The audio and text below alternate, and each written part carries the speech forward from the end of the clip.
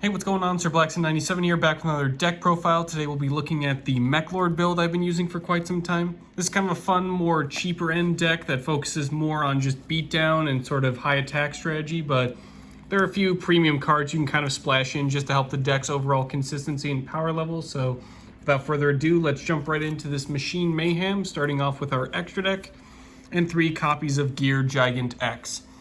It's a really good generic sort of machine Xyz monster requiring 2 level 4 machines. Can pretty much splash, generic in the sense that you can splash into any sort of machine deck. Really good for searching. If you do run some Gear Gaia builds, you can also splash into those upon destruction. 1 copy of Super Quantum Mech Beast Ouroboros just for some battle position changing, and just kind of, we have some cards that can rank up in our extra deck, so just having some generic rank 4s as well to partner with our machines is always a good idea. 2 copies of Train Iron Wolf just to kind of help some of our higher attack monsters attack directly, and upon destruction it can also float or search into some level 4 machines, 1 copy of Drill Driver Bespinato for our rank ups and some beatdown. And then 1 copy of Divine Arsenal AA Zeus Sky Thunder just for more beatdown and some field clearing. It's kind of our alternative boss monster if we were to focus heavily on the extra deck. Going into Zeus would be the most ideal route. 2 copies of Barricade Board Blocker for our links. We'll be using those just to kind of search and recover our continuous or field spells from the graveyard back to our hand. Meklords have a really powerful continuous spell, so making sure we always have those or always have the opportunity to pull their effects off is always good with Barricade Board Blocker. Quillforge Genius just to kind of have some effect negation and also to get some higher level machine searching going off for our bigger main deck boss monsters.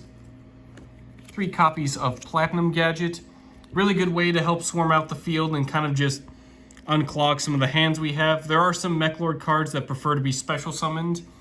So at the very least, if we're going to eat up our normal summon, Platinum Gadget will at least help sort of mitigate that loss. And then finally, Gaia Saber, the Lightning Shadow. Just a little bit more beatdown. Sometimes our field get a little too packed. So having a copy of Gaia Saber just to kind of absorb some of those monsters can be really helpful. And plus it kind of puts some of the more lower attack monsters to good use as link material. Moving on to the main deck, we have 1 copy of Meklord Astro the Mechanical and 2 copies of Meklord Astro Dragon Triskelion. These are kind of our big endgame boss monsters. Mechanical, you can use one of their trap cards to get out a lot easier. And Triskelion isn't too bad, as you just need to banish 3 Meklords with different names from Graveyard. But after that, once you've summoned it that way, you can use stuff like Monster Reborn and a few other cards just to kind of get it back from the graveyard. But all of these cards are pretty centered around our bigger beatdown strategy. Astro Mechanical is just 4k damage, while Triskelion, when you declare an attack, you can look at your opponent's extra deck and equip a monster from it. If you equip a Synchro, you can attack up to 3 monsters during the battle phase. But at the very least, any card you get, you will gain its attack. So it's a good way to get information on your opponent and just turn out some really big numbers in terms of damage. We're also running 2 copies of Meklord Emperor Weisel Synchro Absorption. Really nice that it can special summon itself during your opponent's turn, kind of mess around with some of your opponent's monsters, and it has a Stardust Dragon effect to tribute itself to negate and destroy destruction effects. So it's a good way to protect your field as well. One of our big play starters is Meklord Nucleus Infinity Core. It prevents itself from being destroyed by battle once per turn. And when it's normal or special summoned, you can add a Meklord spell or trap from deck to hand. Really great way to get some of their higher level spell and traps. They've got some really good normal traps that can special summon Meklords. They've got, obviously, their really good Meklord continuous spell that helps search out cards and facilitate their effects. So it's really good just to run as many copies as Nucleus as possible. When destroyed by card effect, you get to float into an Emperor as long as you have different attributes. So if I have 2 dark monsters, I have to go into a non-dark Emperor, and sort of applies to some of the other attributes the Emperors can carry. But if Nucleus is the only card you have on the field, you can just blow it up and go into like something like a Weisel or a Synchro Absorption pretty easily. It also ignores summoning conditions, which is really helpful. 3 copies of Meklord Army Deployer Obligado. This one's really nice. During our main phase, we can blow it up to special summon 2 Meklord Army monsters from our deck in defense position. They both can be the same name, they just cannot be Deployer Obligado. This locks us into a machine monster, so that's why we're running stuff like Gaia Saber and Platinum Gadget, just to kind of put those extra deck monsters to work now that we have a bunch of Meklord armies on the field. These can also help trigger some of your Meklord Emperors. It does have a bit of a burn effect on end phase, but you're mostly using the cards that he swarms with, such as 2 copies of Army of Granul, 2 copies of Army of Weisel, and 2 copies of Army of Skeel. These are pretty much our majority of... It's a lot of Garnets to have in deck, but it's not the end of the world if you do have them in hand. They do have a field spell that can help swarm with Meklord armies from hand, but mostly you'll want these 6 to remain in deck, as Meklord Army Deployer can just grab them from deck instantly. These are pretty much great ways to go into stuff like Gear Gigant, Platinum Gadget, Ouroboros, Quillforge Genius. The list goes on. They're all level 4, so they work perfectly with stuff like Silver and Gold Gadget. They're just great ways to swarm the field, get off some of their effects if you can, but mostly just kind of get them out on the field, go to some extra deck monsters, and then fill up the graveyard with them for stuff like Triskelion. We're also running 1 copy of Gold Gadget and 2 copies of Silver Gadget. The problem with this deck is you run pretty much a lot of normal summon cards, stuff like Nucleus, unless you're running stuff like 1-for-1. Army Deployer Obligado is a normal summon. Not a lot of the main deck stuff has special summoning conditions, aside from the Emperors and the Astros. So having stuff like Silver and Gold Gadget can help get some of those level 4 machines you have out on the field. With Gold Gadget or Silver Gadget, when you summon them, you can just grab into an Army Deployer from hand, and then immediately destroy Obligado in order to grab 2 more Meklord armies from deck. That's now 3 cards. You can go into some pretty good XCs with that. But obviously with stuff like Obligado, using its effect, you're locking the machines. But it at least lets you hit the field with a lot of cards. So this just kind of helps you get more field presence and kind of establish more of a board. A bit optional, if you don't have this next card, you can run 2 Gold Gadgets instead of 1, but we're also running 1 copy of Therian King Regulus. The price on it is dropping quite a bit, which is good, so it's a little bit more affordable to players, but if it's still a bit out of your price point, along with Zeus, you can just swap it out for a few other cards you want to run. Your extra deck can be pretty free-floating, as a lot of your attention is spent on the main deck, so you don't have to run stuff like Zeus as well. You can pretty much sub it out for a lot of other cards you think you may want, like Drill Driver Vespinato, maybe a 3rd copy of Train Iron Wolf, or a few extra copies of Barricade Board Blocker or Quillforge Genius if you want it. But essentially these are just kind of optional, bigger boss monsters that you can invest in. King Regulus just gets you a negate, which is kind of helpful along with Synchro Absorption, but again, it's optional. You don't need to run it unless you want to. We're also running 2 copies of Jizukiru, the Star Destroying Kaiju, just to kind of help get rid of some of your opponent's boss monsters and have some stuff for you to crash into. Also with Train Iron Wolf, if you don't have enough attack, you can just beat over it and attack directly. But since we have a couple of cards that lock us into machines, having Jizukiru means we can still do our plays and continue building out our bigger machine boards without having to worry about what our opponent has, as we can just give them monsters that we can crash into. For the Spell and Trap, this is one of the best cards in the deck. I've been hyping it up since the beginning of this profile. This is Meklord Assembly. Upon activation, you get to add a Meklord monster from deck to hand, and it also carries 2 additional effects. Discard a card, target a monster you control, destroy it.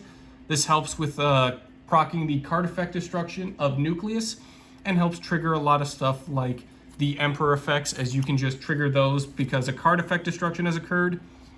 And what's cool is if a face-up Meklord monster you control is destroyed by battle or card effect, you get to pop a face-up Spell or Trap on the field. So what's nice is theoretically you could also pop, let's say you had 2 copies of Meklord Assembly, you could use its discard effect to destroy a Meklord, immediately destroy the other one, and then use the effect of, let's say, Barricade Board Blocker. You could immediately grab on end phase that other assembly you destroyed. So it's no big deal if you have to destroy another card you control. It's optional. It's not a forced activation, like, say, Harpy's Hunting Ground. So you don't have to worry, but if it does get blown up, you have options to recover. So you can keep adding and keep making your plays.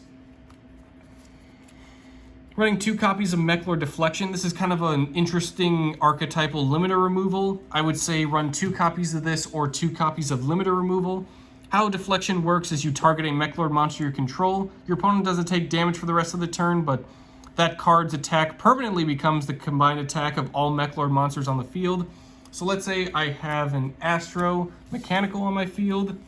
and a Nucleus. If I activate Deflection and target Nucleus, Nucleus will gain the 4,000 attack of Astromechanical and any other Meklords on my field, which is really great. Even if my opponent's not taking damage, that's a permanent level 1 monster with 4,000 attack. That's stuff that's just... Meklords can get wild high attack value, so that's definitely a lot of fun to pull off, just kind of messing with your opponent. Also on the turn it's not sent to graveyard, you can banish it to prevent a Meklord from being destroyed.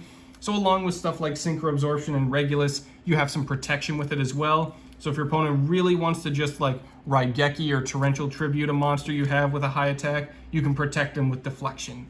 On the topic of Raigeki, we're running 1 copy of it along with 1 copy of Harpy's Feather Duster.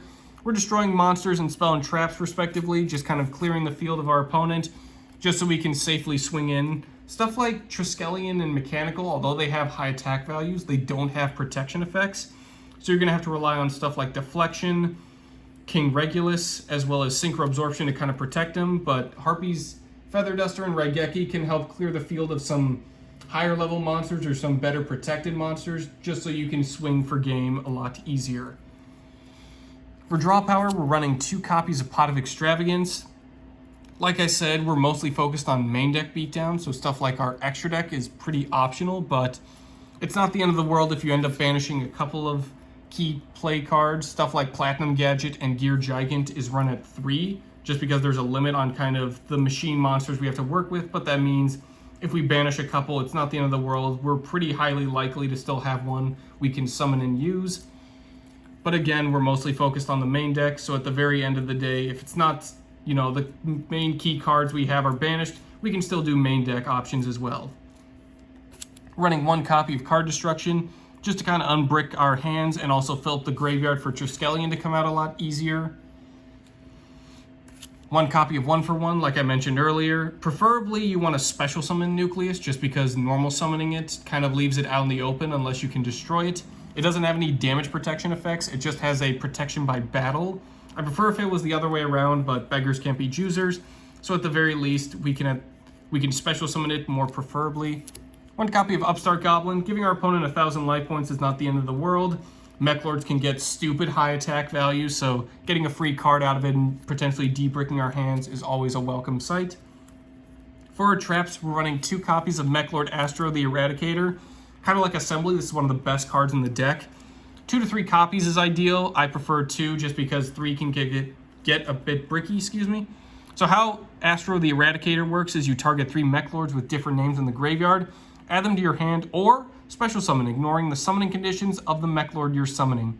So what's cool about adding to the hand is that would fulfill the summoning requirement for Astromechanical normally, or special summon them if you just want to get monsters back onto the field, like a Synchro Absorption that tribute itself, a Triskelion that you can attack again with, or once again, a Meklord Astromechanical, should it have been in the graveyard. So even if you send away a couple of key playmakers like Nucleus or Obligato to the graveyard with Card Destruction, it's not the end of the world. Astro Eradicator can help you get them back, ignore summoning conditions, and like I mentioned earlier, it can help sort of facilitate Nucleus Core summoning, as its effect can go off on normal or special summons, so you don't have to worry about being a 0 attack monster in attack position.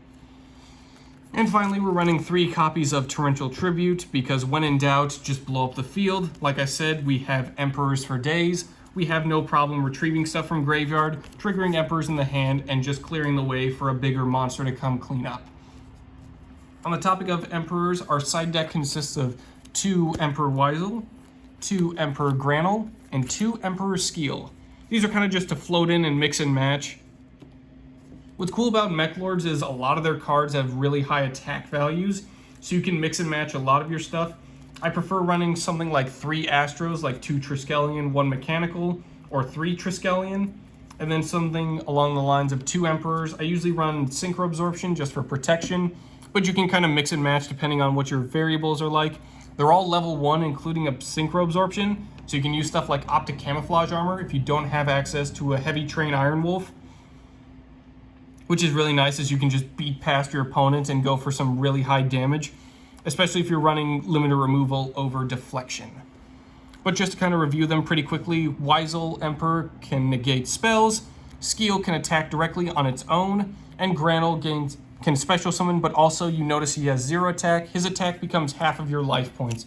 So if you're starting off with 8k, that's a 4k monster that you can attack directly with if you have an Iron Wolf train nearby, or if you're running Optic Camouflage armor. So you can get some really good attack values just off of really nice level 1 monsters.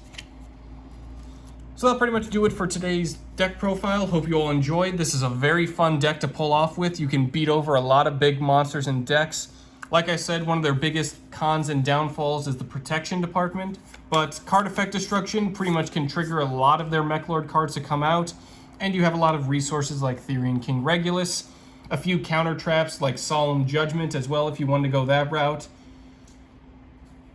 and a few other mentioned like Synchro Absorption and Meklord Deflection just to kind of help protect you in situations in a pinch, just to get those bigger boss monsters safely to the next turn. Thank you all for watching, and I will see you guys next time on the battlefield.